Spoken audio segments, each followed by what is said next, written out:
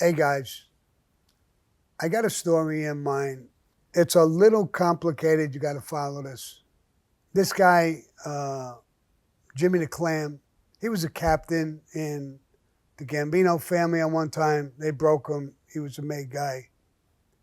His son wasn't a made guy, but was with him all the time. There was a whole beef going on. Something with Paul, something with Tommy Bellotti, something with more Nino Gaggi. And Paul had told Nino, down the road, I may give you permission to kill him, but not yet. Hold it up. One day, they made a plan to meet. They were going to go somewhere. They were going to do something. And Jimmy the Clam's son was driving. Nino was sitting in the back with Jimmy the Clam on one side and with PD-17 on the other side, another made guy. They were going to pick up Roy and go to this place. I don't know what the deal was, but they stopped the car and the door opened and Roy Demeo put his head in at the same time, half his body and a gun, and hit the kid in the head, the driver, Jimmy the Clam's son. Obviously, Jimmy the Clam moved forward. Nino pushed his arm into him and pushed him back. Roy Demeo turned around and shot and killed him as well. It wasn't meant for PD-17, so PD-17 and Nino got out of the car. Roy got out, got in the car, and took off. Nino and PD-17 got out and started running away from the scene. An off-duty cop, I don't think he was an actual cop, I think he was a correction officer or whatever he was, heard the shots, saw guys running, and he pursued them. He started throwing shots at them. Nino Gaggi got hit. He went down. I don't believe PD-17 was shot, but he was caught. This guy called it in right away. There was cops. They got pinched. Nino Gaggi, they brought him to the hospital. He was shot. Roy Demeo found out what happened.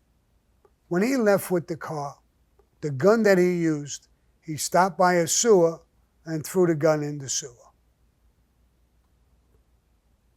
I don't know what made him think of this, but he went back to the sewer when he knew Nino was in the hospital, shot. He got into the sewer, went into it, and got the gun.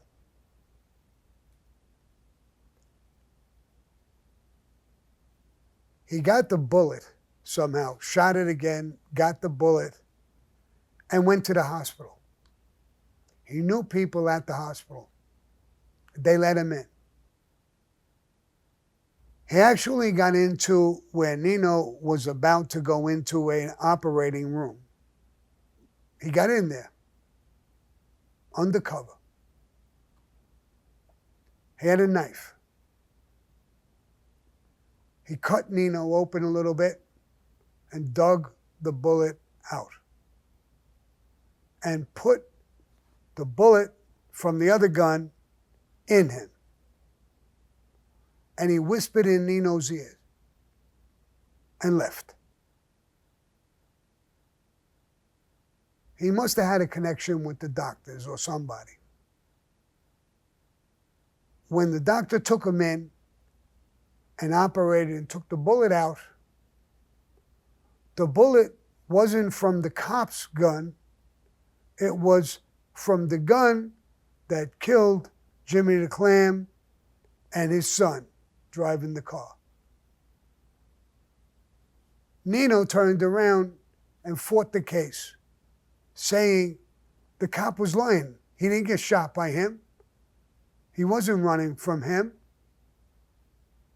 The guy in the car who killed Jimmy the Clam and his son shot him too. He was able to get out of the car and run. It screwed the whole case up for them. They actually won the case.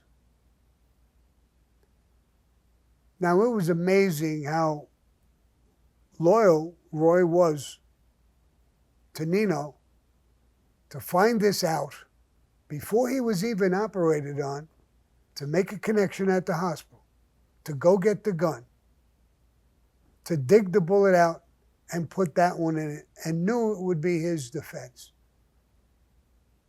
So when they test these bullets, they knew this was the same bullet that killed, from the same gun, that killed Jimmy the Clam and the driver. So it made Nino look like he was a victim and he was telling the truth. And the only reason he stopped was because this guy was, and running for a while, because this guy was shooting a gun. He didn't know who he was. The biggest question is, who shot Jimmy the Clam and his son? And you. He didn't know.